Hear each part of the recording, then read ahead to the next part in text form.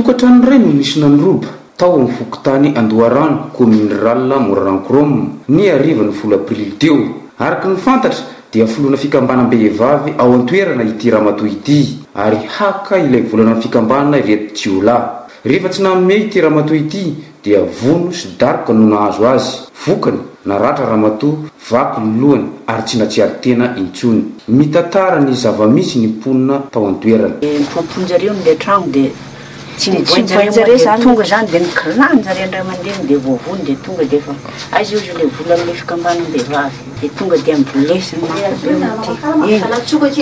ty misy vaky maratra be mihitsy sady iny mihitsy mandreraka raha mandeha foana. Vonaino ny olona kitaba teny tana ambany sahay dia anavitra dia anantona kanjy rehefa anantona niakatra teo amin'le